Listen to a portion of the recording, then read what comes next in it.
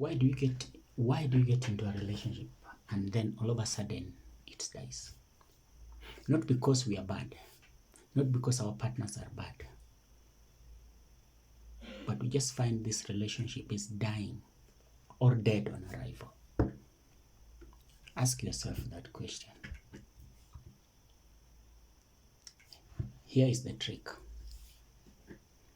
The reason why our relationships die on arrival is because we find the reason to love. Immediately you find a reason to love, you sign a death sentence for your marriage. So, being loved is a very nice thing. Being told I love you is the best feeling ever, I must admit. But once they give you a reason why they love you, please know that that is the end of it. Because the weight behind finding a reason to love is so heavy that normally we find it so hard to bear. We cannot carry it. 0.1% maybe tries. But it's tough to carry. Why? Because once you give me a reason why you love me, you put a pressure on me. And once you put a pressure on me, the expectation is high. Yeah. Expectation creates a condition that I have to meet. This condition is going to fix me to be someone who is in a prison. And I don't think we want to be in a prison while in a relationship, while we are in love. We want to feel love. We want to feel happy. We want to be loved. We want to be embraced. We want to be appreciated. We want to feel we belong somewhere, not being in a prison. We want to feel free and fly like a butterfly. But when there is a condition, there is expectation. And as always we say, expectation always leads to frustration. So lower your expectation. Do not find a reason to love. Once you find a reason to love, you sign a death sentence of that particular relationship. It's a serious matter, but we miss it because we allow our feeling to override our facts and our reasoning. Yeah. As they always say, someone who is in love is very hard to advise. Why? Because the emotional pressure has overlapped his reasoning capacity. Now, how do you know that this relationship has a reason, or you are in a prison of a relationship? Once you hear someone is telling you, I love you because, my brother, my sister, run away. That is a death sentence signed, and that relationship is going nowhere. Because what if that because changes? What will happen? That's number one. Number two, I love you if. This one is just like holding a loaded gun and putting in your forehead. My brother, my sister, if you hear someone giving you a reason that I love you if, know that your heart is in danger. Run. Number three, if he tells you or she tells you that he loves you or she loves you when,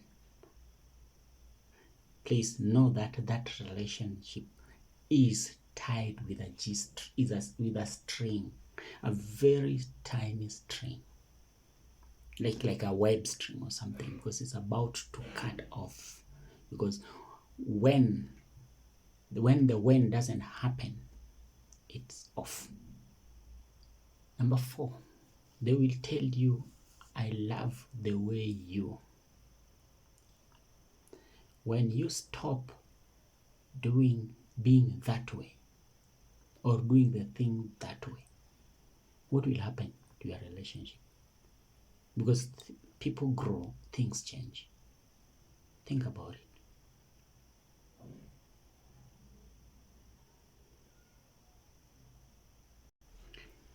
Someone will tell you that he loves you the way you dress, the way you walk, the way you speak. Now, what happens if the clothes I used to wear, which you used to see me in, become smaller or bigger? What happens? I'm no longer the man with the six pack that you used to know. What happens? Do love dies? No, it doesn't. So what happens if the figure 8 that you are used to, the curved size, is gone? What happens to you? Those are the things that we need to ask ourselves every day. So if when you find why, you become a prison to the why, and that one is, you know that this is the end of it.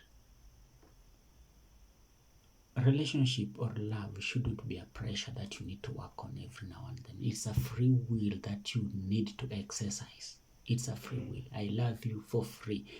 So listen, any relationship which is not based on any reason can stand any kind of pressure, because I did not give you a reason why I am in a relationship with you or why I love you. So what can come to break it?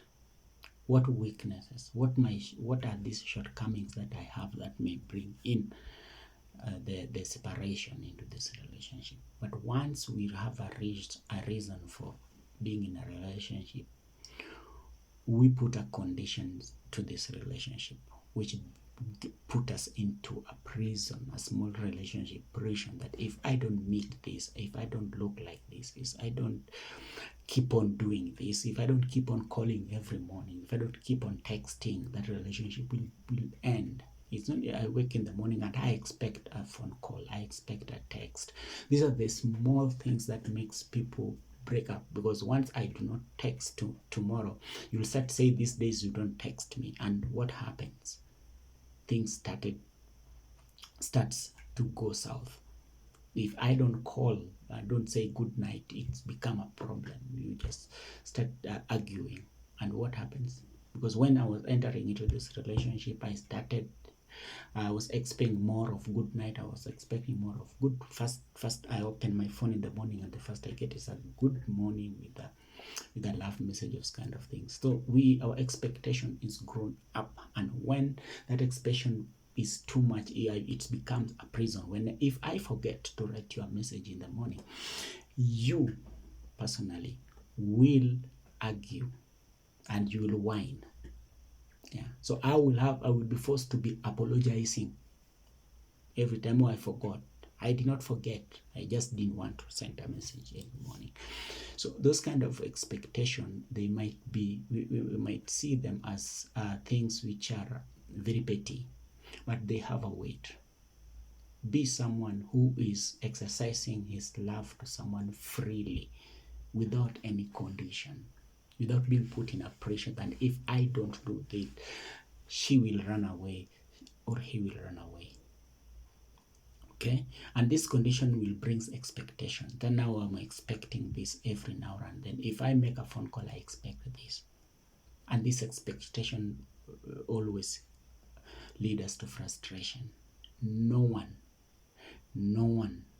does everything 100%, because this one will give you pressure to promise, and once you promise, you'll ensure that you want to fulfill. And if you fail to fulfill, because you're a human being, I'm a human being, if I fail to fulfill this, my partner will be frustrated, and that will be the end of our relationship. So exercise your relationship freely, without expectation. Find no reason to love, but love to love. Finding a reason to love is killing your relationship, putting it in a lot of pressure, and that pressure brings in condition which makes someone be into a prison of love. So to enjoy your love, make it a reasonless love. For so long as you are alive, keep learning how to live.